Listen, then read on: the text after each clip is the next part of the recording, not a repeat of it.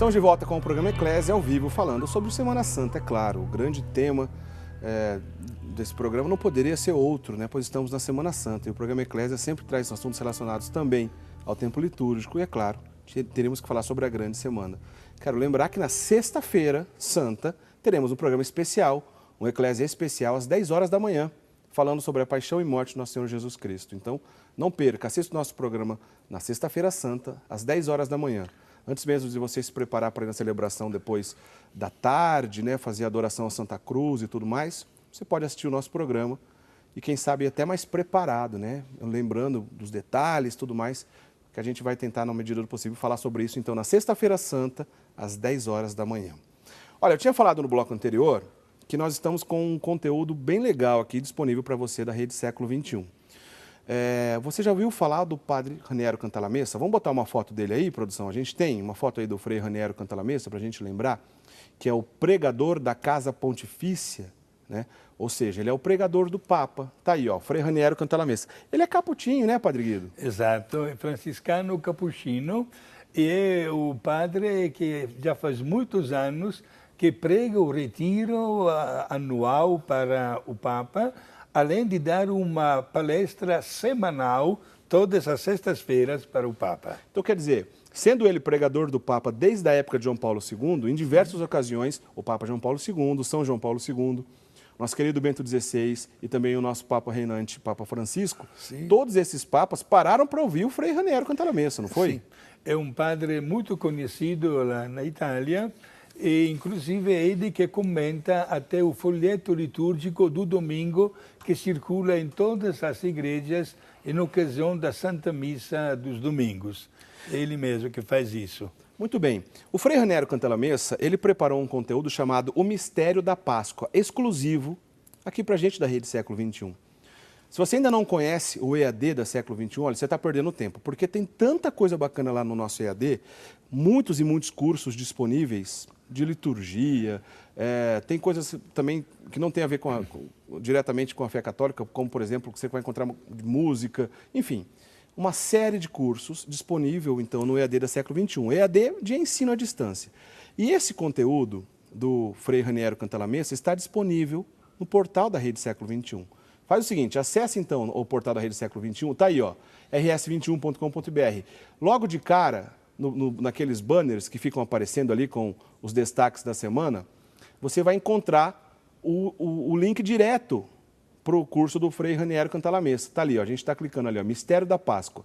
Basta entrar rs21.com.br/EAD. Você pode então se preparar bem para viver os grandes mistérios da nossa fé cristã, que a gente está falando aqui no programa de hoje, para viver bem o tríduo pascal e tudo mais, sobre a orientação do Frei Raniero Cantalamessa, um conteúdo exclusivo. Ele gravou isso para a gente nessa quaresma, dedicado só para a gente. Você não pode perder, é uma coisa muito bacana. E detalhe, o Padre Guido Motinelli foi quem traduziu esse material. Ô Padre Guido, o senhor traduziu esse material, o senhor deu uma olhada nesse assunto. Em poucas palavras, o que a gente vai encontrar nesse Olha, conteúdo? Ele desenvolve 3 temas sobre o mistério da Páscoa. A história da Páscoa, o significado da Páscoa e como viver a Páscoa. Portanto, ele, usando uma linguagem bem clara e bastante acessível para todos, ele não fala português. As aulas são dadas em língua italiana, mas aparece já a tradução. Que já está tudo legendado, sim, certinho. Exato. Me pediram esta colaboração, com todo entusiasmo colaborei e transmito para vocês como vale a pena conhecer o pensamento deste homem, porque ele nos convida a viver intensamente o mistério da Páscoa. Sobretudo a terceira parte, quando ele diz a melhor maneira de viver a Páscoa é a nossa reconciliação com Deus, é a prática dos 10 mandamentos, mas, sobretudo, ele termina, é muito importante sorrir. A alegria de ter Jesus ressuscitado dentro de nós, que é um sinal de uma nova vida que nos deve animar para fazer aquele bem que nunca nos será tirado. Então, olha, não deixe de acessar rs21.com.br/EAD e aproveitar esse conteúdo do Frei Raniero Cantalamessa, o pregador do Papa, né, o pregador da Casa Pontifícia, Acompanhe então esse material exclusivo e divulgue essa notícia, tá bom? Divulgue para os seus amigos, para o pessoal da sua paróquia, compartilhe nas redes sociais. Vale a pena porque é um conteúdo muito bom do Frei Raniero que o Padre Guido traduziu para a gente, tá certo? Dado o recado, vamos voltar para umas perguntas aqui dos nossos telespectadores, Padre Guido. Sim. A gente vai falar já da missa de lava-pés, né? Mas antes disso, falando ainda da bênção dos Santos Óleos, tem uma pergunta interessante de um jovem telespectador nosso aqui, é o Pedro Lucas, ele mandou aqui via WhatsApp. Sim. O Pedro Lucas disse que tem 18 anos, ele é da cidade de Araripina, não sei qual estado Araripina, não conheço essa cidade, não sei qual estado, ele não deixou aqui pra gente. Enfim, o Pedro Lucas está dizendo, é o bispo que deve presidir a bênção dos Santos Óleos. Perfeito. Mas e se aquela diocese estiver sem bispo naquele momento, quem vai presidir a missa? O vigário episcopal. Fique tranquilo, meu amigo, que a igreja não para diante disso, né? Se o bispo não está presente ou está até indisposto, cada bispo tem o seu vigário episcopal que o representa diante dos demais sacerdotes. Muito bem, não vai ficar sem, né? Exato. Olha, como eu disse também no bloco anterior, algumas pessoas aqui, nossos telespectadores, mandando para a gente, ainda em dúvida, por que, né, que em determinado ano a Páscoa cai num período, em março ou até em abril? Vou repetir o que eu disse no primeiro bloco. Como que a igreja chega nesse cálculo? Dia 22 de março é dia do equinócio. Equinócio significa que o dia e a noite têm o mesmo tempo, 12 horas, né? 22 de março. No hemisfério norte é o chamado equinócio da primavera. Para a gente aqui no hemisfério sul, a gente já está no outono, né? Então é o equinócio de outono. Mas é a mesma data, 22 de março. Em qualquer parte do mundo, o dia e a noite têm o mesmo tamanho, 12 horas. Como é que a igreja calcula? Depois do equinócio, ela espera a lua cheia, e ao passar a lua cheia, o próximo domingo será a Páscoa. Então espera a lua cheia, depois do equinócio de outono, né, que é 22 de março, o primeiro domingo após a lua cheia, após o equinócio, será a Páscoa. Então, por exemplo, dia 22 de março, equinócio. Se no dia 23 já for lua cheia, domingo já será Páscoa. Então, por isso que a Páscoa pode ser em março ou em abril. E a partir dessa data, né, Padre Guido, vai ser determinado quando será o Carnaval, Quarta de Cinza, Pentecostes e a data do ano todo, não é isso, Padre Guido? Exato. O período da Páscoa vai do dia 26 de março até o dia 22 de abril. Este que é o período que acontece este fenômeno. Em função, como você está falando agora, em função da Páscoa, todas as demais festividades, seja religiosas como também populares, falou muito bem a palavra do Carnaval, mudam exatamente em função da Páscoa. Pois é. Certo. Então, está dado o recado. Olha, Padre Guido, eu acho que se a gente tirasse um programa aqui para a gente falar somente da missa in Cena Domini, que é a chamada missa também conhecida como missa dos lava-pés, sim. Se a gente fosse dedicar o programa só para isso, eu acho que a gente teria assunto para um programa todo, porque é muito rico.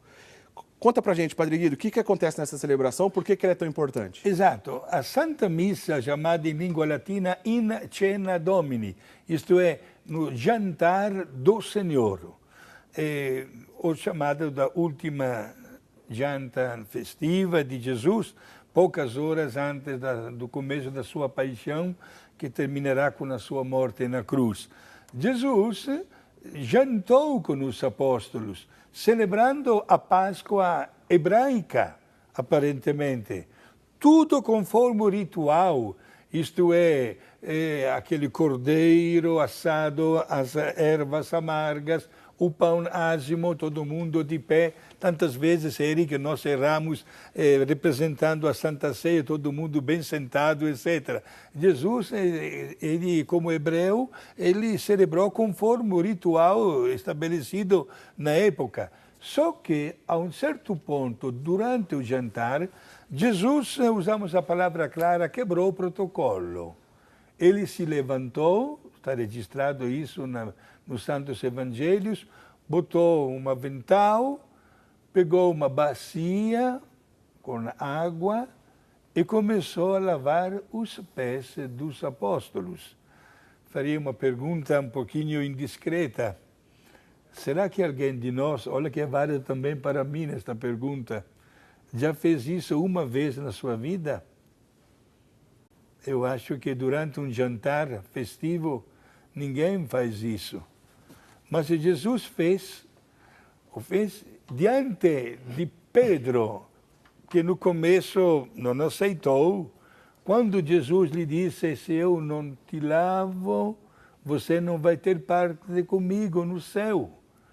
E aí Pedro deu aquela resposta, se for assim, me lave não somente os pés, mas também todo o meu corpo. E Jesus disse, lavei os vossos pés, para que cada um de vocês aprenda a fazer o mesmo com o seu semelhante. Olha que profunda lição de humildade e de caridade Jesus nos deixa naquele jantar festivo. Há tantos lugares, meus irmãos, onde o sacerdote lava os pés daquelas pessoas que representam os apóstolos. Só interrompendo o senhor, Padre Guido, a gente tem inclusive imagens dessa cena, então, do sacerdote, na verdade é um sacerdote importante, olha só quem é, o Papa Francisco.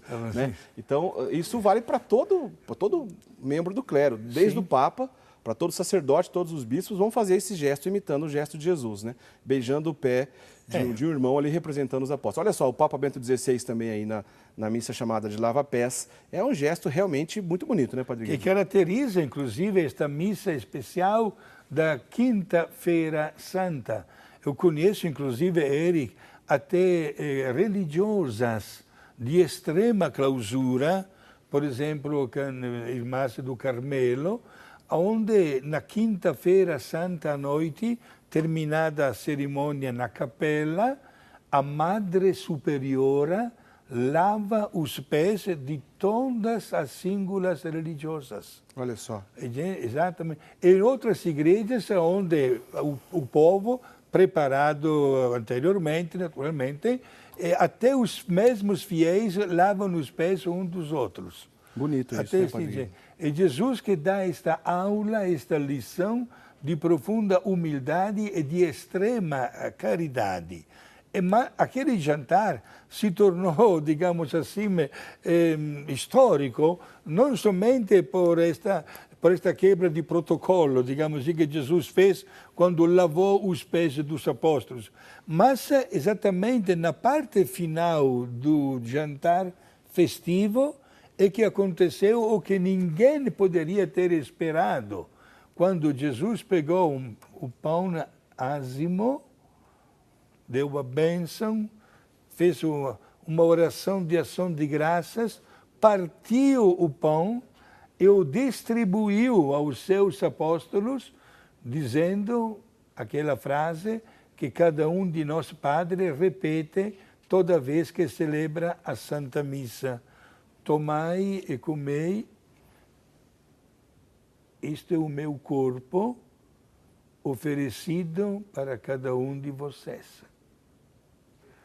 Logo em seguida, Jesus pegou o cálice com dentro o vinho, deu a bênção e o entregou aos seus apóstolos, dizendo, tomai e bebei, aqui dentro está o meu sangue.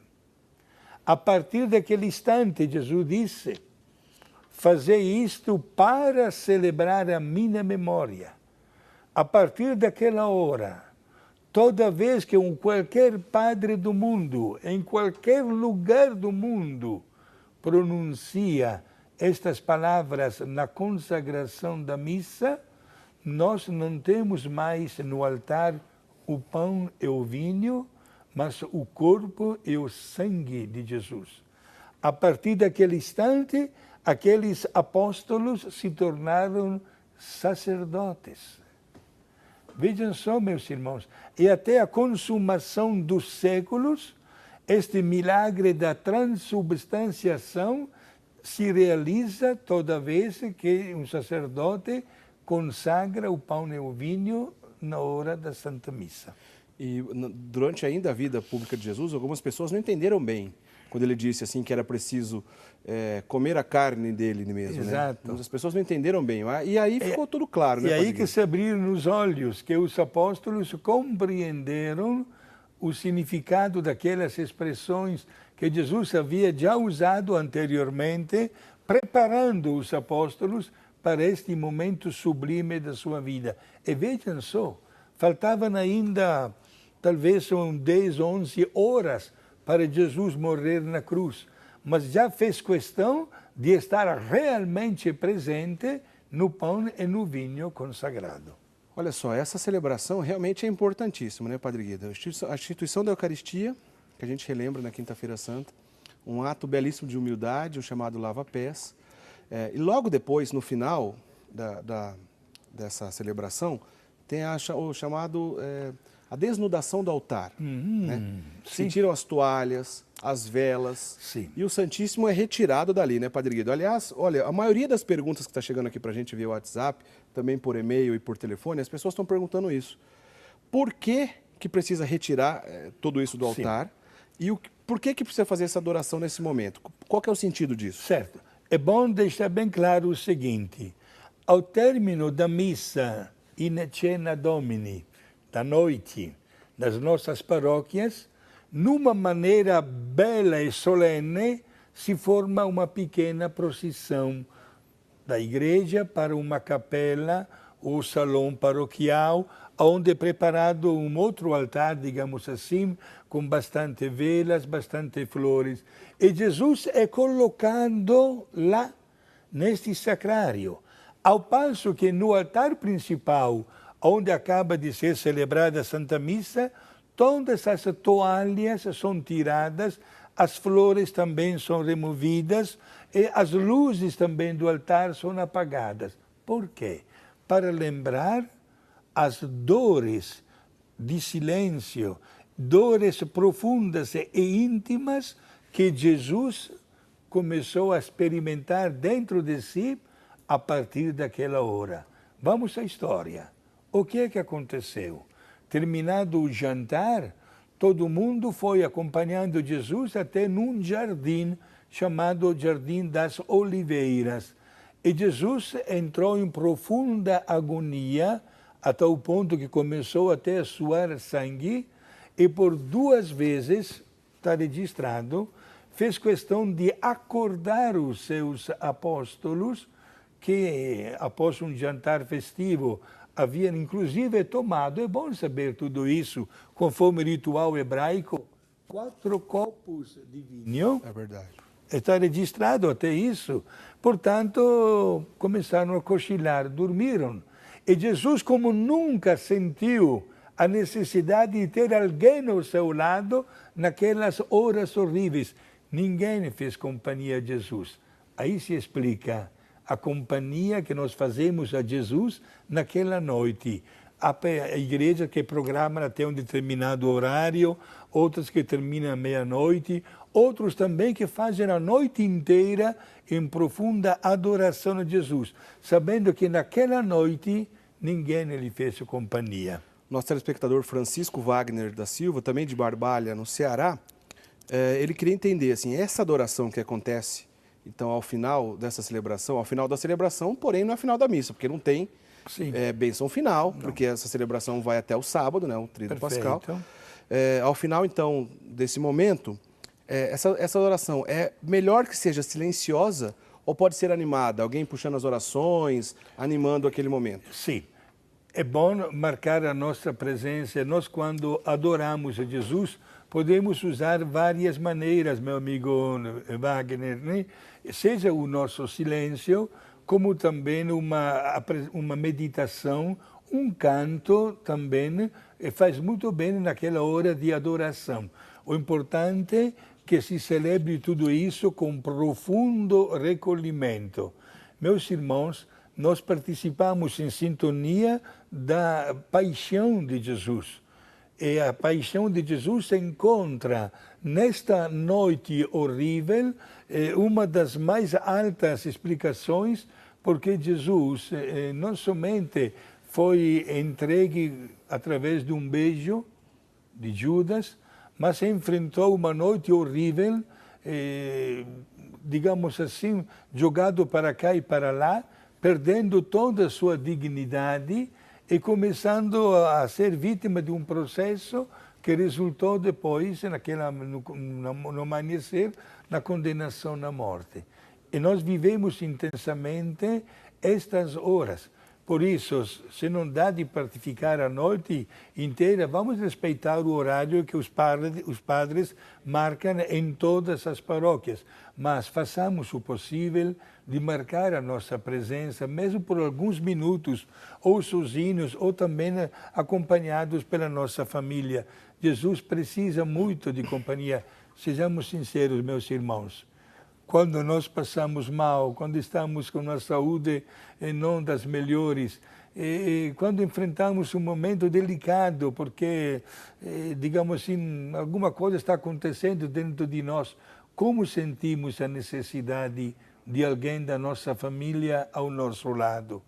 Como sentimos? Quem passou por uma experiência nos hospitais, também eu passei mais de uma vez nestes últimos anos, eu tenho certeza que dentro do quarto o lugar que mais se olha é a porta, para que se abra, para que entre alguém para nos visitar. Façamos esta bela companhia a Jesus, Ele merece. Tá certo, a gente vai para o intervalo, na sequência a gente já volta para o último bloco do programa Eclésia dessa noite. E quero dar destaque a um detalhe que o Padre Guido vai explicar para a gente no próximo bloco. Existe um momento na missa do Lava Pés onde se deve parar de usar os instrumentos musicais. Eu queria que o Padre Guido explicasse para a gente qual é essa recomendação da igreja, porque isso acontece, olha, depois do intervalo você vai saber disso. Não sai daí, a gente volta já.